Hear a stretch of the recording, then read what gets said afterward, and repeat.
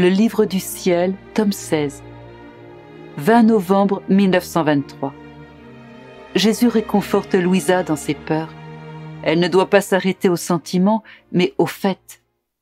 La volonté divine est l'air céleste de l'âme par lequel tout s'élève, se fortifie, s'ordonne et devient saint. J'étais effrayée par ce que j'écrivais, et je me disais: quelle sera ma confusion au jour du jugement si au lieu de Jésus, c'est ma fantaisie ou l'infernal ennemi qui me parle. Mon Jésus, je me sens mourir à la simple pensée de cela. Et tu sais la grande répugnance que j'éprouve à écrire. Si ce n'était de la sainte obéissance, je n'écrirais pas un seul mot. Ma confusion était telle que si je l'avais pu, j'aurais tout mis au feu. Pendant que j'étais dans cet état, mon toujours adorable Jésus se montra en moi comme un petit enfant. Et plaçant sa petite tête sur mon épaule, il la colla contre ma face. Et il me dit: « Ma fille, pourquoi as-tu peur? Tu ne dois pas t'arrêter aux sentiments, mais aux faits. N'est-il pas vrai que, embrassant ma volonté, ta volonté veut rejoindre tout le monde pour les attacher à ma volonté, pour rétablir tous les liens brisés entre la volonté humaine et la volonté divine, et cela en t'efforçant de défendre et d'excuser les créatures et de faire réparation pour elles auprès du Créateur. Cela est un fait, n'est-ce pas? En prononçant ton oui, n'as-tu pas juré que tu voulais vivre dans ma volonté? Ah, ce oui est une chaîne qui te garde attaché à ma volonté. Alors que tu trouves en elle tes délices, elle te fait abhorrer l'ombre même de ta propre volonté. Cela aussi est un fait, de même que beaucoup d'autres choses que tu connais bien.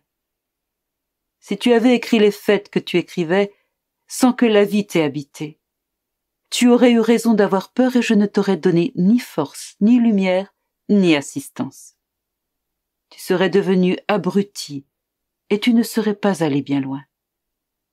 Par conséquent, calme-toi et continue à vivre comme si tu étais pétri dans ma volonté, de manière à agrandir les frontières de ta volonté humaine dans la mienne. Mon humanité était petite, elle aussi. Elle a grandi comme si elle était pétrie dans la volonté divine, de sorte que pendant que je grandissais, ma volonté humaine grandissait en même temps, tout immergée dans la volonté divine. Elle étendait sans cesse ses frontières dans la volonté de l'Éternel, tout en préparant la rédemption et le « que ta volonté soit faite sur la terre comme au ciel ». Quant à toi, ne veux-tu pas imiter ma croissance dans ma volonté? Ma volonté n'est pas seulement vie, elle est l'air de l'âme. Si l'air manque, la nature décline, la respiration est entravée, le cœur est gêné dans ses pulsations, la circulation du sang devient irrégulière, l'intelligence s'engourdit, les yeux deviennent presque sans vie, la voix suffoque, les forces déclinent. Qu'est-ce qui amène à tel chaos? Le manque d'air. Tout cela est causé par la volonté propre qui, comme l'air déficient, produit chaos, irrégularité, faiblesse. En somme, le déclin de tout ce qui est bon dans l'âme.